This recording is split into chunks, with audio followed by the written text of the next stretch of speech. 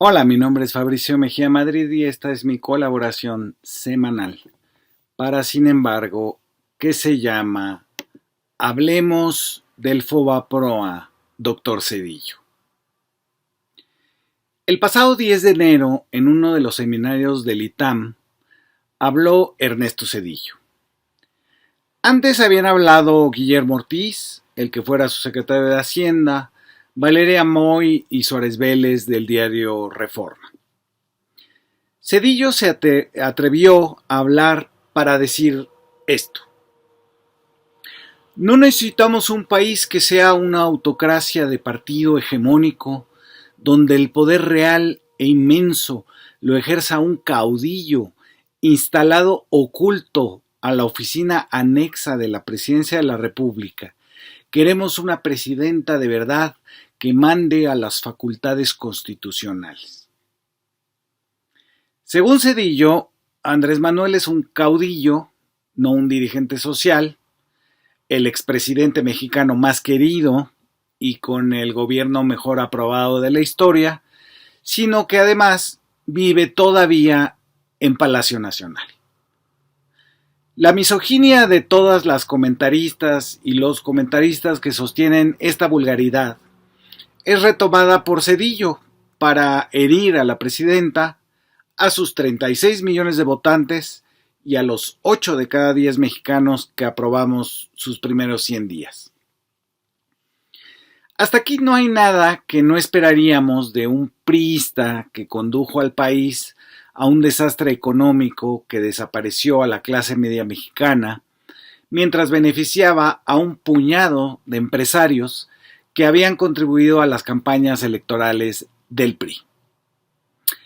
Que el presidente de la fallida intervención militar en Chiapas para detener a su vocero, el que tuvo bajo su mando las matanzas de Acteal, Aguas Blancas, El Charco y El Bosque, el que vendió los ferrocarriles nacionales, los satélites mexicanos, puertos y aeropuertos y la distribución del gas natural, que ese mismo hable mal del cambio de régimen en México, no sería más que un honor.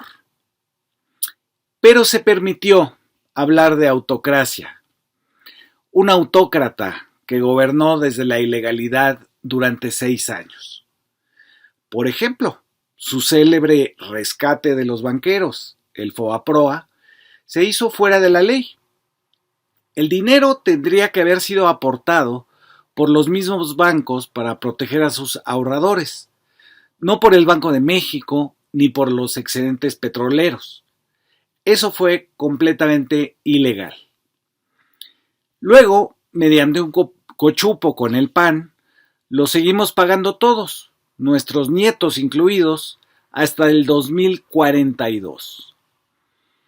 Ese rescate fue inconstitucional porque no cumplió con ninguno de los requisitos que vienen en el artículo 73, fracción octava de la Constitución. Lo ordenó desde su carácter de jefe de jefes, de algo que suponemos no es un caudillo, sino un gris tecnócrata con poderes más allá de la Constitución. No lo aprobó el Congreso en ese 1995. Fue hasta 1998. Fue una decisión autocrática del presidente en funciones, o sea, de usted, doctor Cedillo. ¿Se atreve el doctor Cedillo a hablar de autocracia? Es un expresidente que cambió a su gusto toda la Suprema Corte de Justicia a unos días de haber tomado el cargo en sustitución del candidato asesinado Colosio. Y hasta redujo el número de ministros. Se atreve a hablar de autocracia quien ordenó desmantelar la CONASUPO por el escándalo de corrupción en 1989 con la harina de maíz de Maseca. Se atreve, en fin, de hablar de autocracia quien prefirió romper el diálogo con la oposición a reconocer que el PRI había perdido las elecciones tanto de Tabasco como de Yucatán. Pero hablemos del Fobaproa, doctor Cedillo. Usted sostuvo hasta la penita ajena que había salvado a los ahorradores de los bancos por la quiebra de estos. Eso Es completamente falso y usted lo sabe. Ahí están las cifras.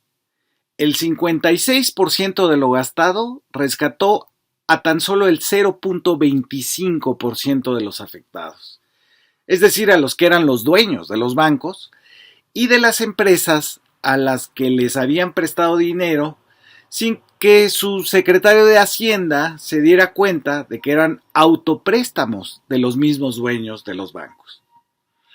A ese rescate del 0.25% al que le transferimos recursos todos, por decisión de su partido hegemónico, el PRI y el PAN, se benefició de entrada con 600,000 millones de pesos, cuando el capital de todos los bancos juntos no llegaba a los 80 millones. Es decir, les regalamos, o usted les regaló, 520,000 millones que ni siquiera habían pedido por su corrupción financiera. Acabaron ganando 520,000 millones por la decisión de la autocracia de su presidente en turno. Así, doctor Zedillo, mientras usted dijo en su segundo informe presidencial de 1996 que el rescate sería de 180,000 millones de pesos, luego resultó de 1,800,000 pesos y ahora ya va en que 1 de cada 3 pesos que se deben provienen todavía del supuesto rescate bancario, que fue de los banqueros, que usted ordenó, aunque fuera ilegal, sin cumplir con la Constitución, sin pasar por el Congreso, sin siquiera pasar por la transparencia. Porque usted lo sabe, doctor Zedillo, la información de a quienes se rescató sigue siendo resguardada por el supuesto secreto bancario y el afortunadamente extinto Instituto de la Transparencia.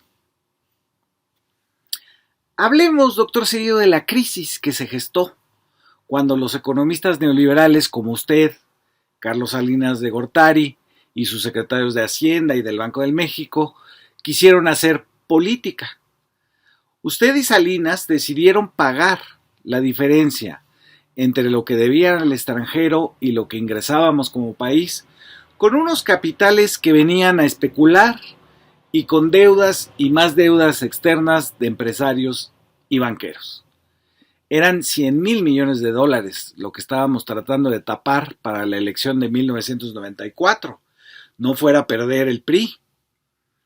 Luego soltaron a sus amigos con días de anticipación la idea de devaluar el peso, con lo que se fue al 100% la devaluación y no al 30% como ustedes habían calculado.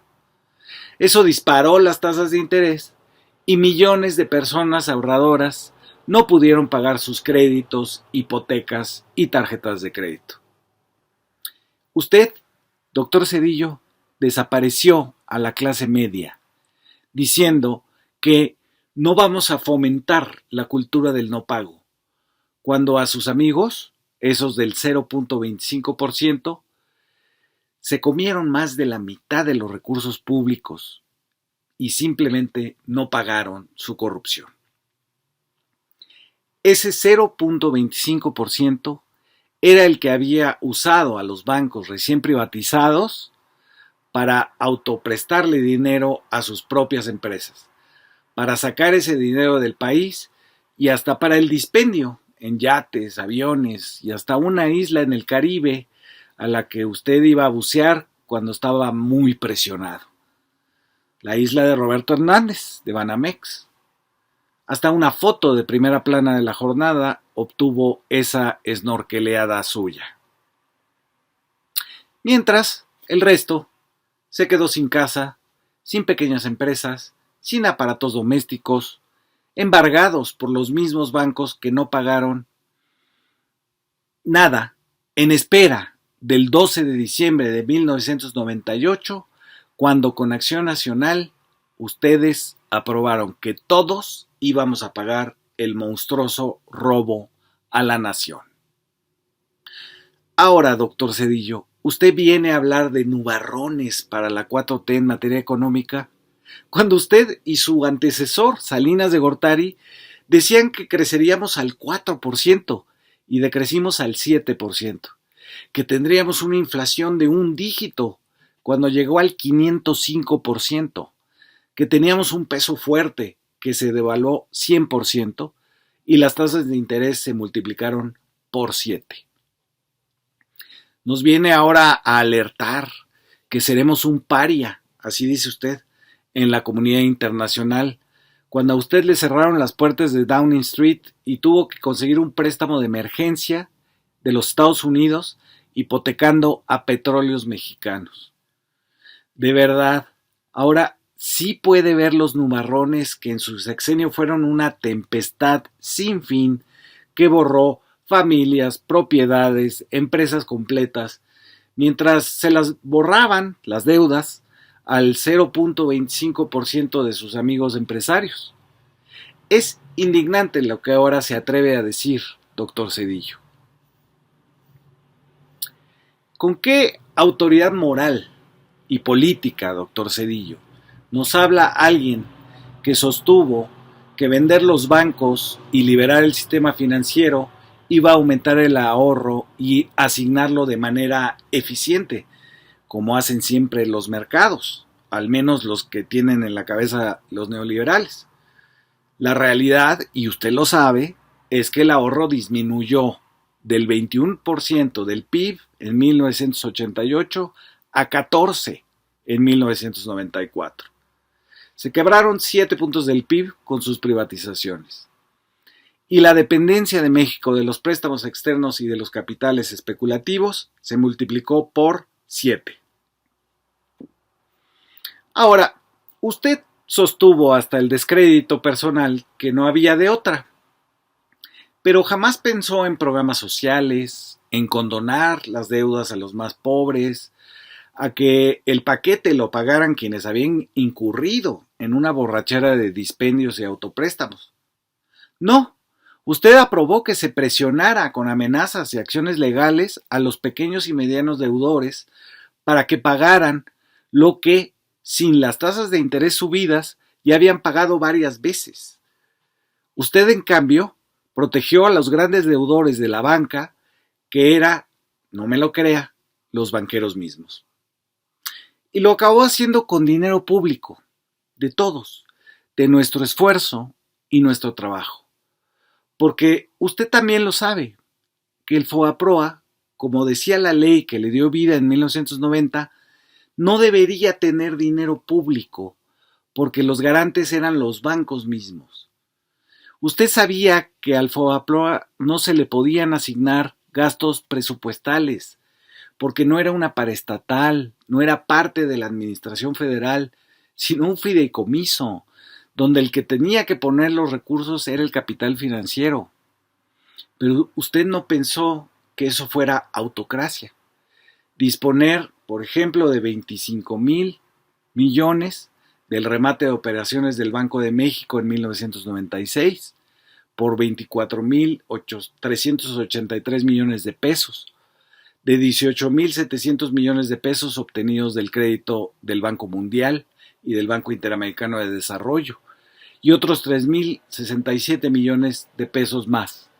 En total, a diciembre de 1997, su gobierno había erogado recursos frescos por 72,000 millones de pesos, o el equivalente al 2.2% del PIB. Y todavía nos faltaba de su sexenio 3 años de tasas de interés impagables. Lo que usted seguramente no olvida es que en noviembre de 1998, Andrés Manuel López Obrador denunció al FOBAPROA e hizo una lista, la única que conocemos al día de hoy, de sus principales beneficiarios, sus amigos que aportaron dinero a las campañas del PRI. Ahí le va otra vez por si no se acuerda. Grupo Mexicano de Desarrollo, propiedad de la familia Ballesteros, la firma de bienes raíces Grupo Lomelí, las zapaterías de calzado Canadá y Yémico, las cooperativas Cebeto Cruz Azul y el periódico Excelsior, y las compañías como Latinea y Salinas y Rocha. Sí, el antecedente de Electra de Ricardo Salinas Pliego. Seguro no perdona lo que dijo Andrés Manuel en esa conferencia, cuando entonces era líder del PRD. Lo más significativo de esta lista es que empiezan a aparecer los empresarios y banqueros que formaron parte del Comité de Financiamiento del PRI para la campaña presidencial de 1994, así como 4 beneficiarios del FOBAPROA que aparecen en la lista de Forbes, entre los más ricos del mundo, que, agrega Andrés Manuel, obviamente tienen medios de sobra para pagar. Y enlistó López Obrador a Jorge Martínez Huitrón, del grupo SIDEC, Jorge Eugenio Ortiz Salinas, de Salinas y Rocha, la familia Alcántara y Raimundo Gómez Flores, de Estrella Blanca, José Gustavo y Enrique Mazón López, del grupo empresarial de Sonora Mazón, Arturo Lomelí Villalobos, Juan Diego Gutiérrez Cortina de Gutza y propietario del World Trade Center, Nicolás Sacur, los hermanos Antonio y Juan José Leaño Álvarez del Castillo, Isaac Saba, Jorge Ballesteros Franco, Manuel del Valle Talavera, de la familia del Valle Ruiz, de la que era miembro Antonio, expresidente de la Asociación Mexicana de Bancos, Enrique Molina Sobrino, del Grupo Escorpión, y Justo Fernández. También Julio y Eduardo Mariscal, del Grupo Abre, Alejandro Morales Maga, de Transportes Aéreos Ejecutivos, Ángel Isidoro Rodríguez el Divino, Fernando Lankenau Rocha, de la Banca de Monterrey, Carlos Cabal Peniche, de la de Tabasco, Pablo Funtanet Mange, Mario Rodríguez Sáenz, Carlos Noriega Arias, Gilberto Borja, de ICA, David Peñalosa, de Tribasa, y los hermanos Jorge, José Luis y Carlos Ballesteros, del Rescate Carretero. No sé si se acuerda, doctor Cedillo, pero los panistas también metieron sus deudas en el FOBAPROA. Lo que son las cosas, ¿verdad? El que lo sucedió a usted en el poder presidencial tan democrático en otros tiempos, Vicente Fox. Según Enrique Vilatela, director general de Bancomext, de los 3.1 millones de dólares prestados a los Fox, solo se pudieron recuperar 440,000, es decir, el 14%. La parte no pagada por la familia Fox y que fue cargada a la población ascendió a casi 2.7 millones de dólares. Ese dinero, obtenido abusivamente por los Fox, representó el salario mínimo de 2.266 trabajadores durante todo ese año, el de 1998. Así que votaron a un personaje como Vicente Fox, que ya hasta habíamos rescatado. A usted, a quien tanto le interesa la democracia, debería de tener un comentario para ello. Pero hablemos de cómo usted quiso esconder la información, no solo de los beneficiarios del FOBAPROA, sino hasta de los montos pagados. ¿Se acuerda de cuando ordenó no ingresar a la tesorería de la Federación 35,000 millones de pesos porque ya habían sido pagados al FOBAPROA sin pasar por el Congreso? ¿Se acuerda de cómo los diputados de oposición se dieron cuenta del huecote que dejaron en las finanzas públicas?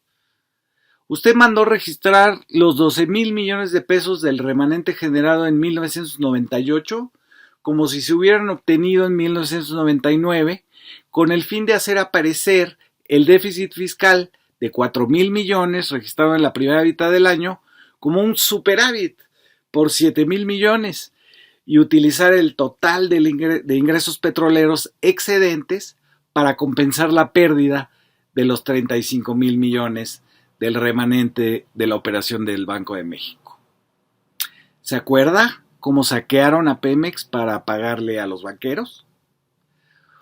¿O ya no se acuerda que ustedes, Salinas y usted, doctor Cedillo, difundieron la falsa idea de que los fundamentos de la economía estaban bien, lo que llevó a muchos a pensar que la devaluación solo era una crisis de confianza de corto plazo y que incluso algunos creyeron que el problema se superaría tomando militarmente la zona zapatista en Chiapas y que luego de la operación militar de febrero de 1995 se dieron cuenta de que la crisis económica y la política no eran culpa de los indígenas, sino de las ecuaciones neoliberales.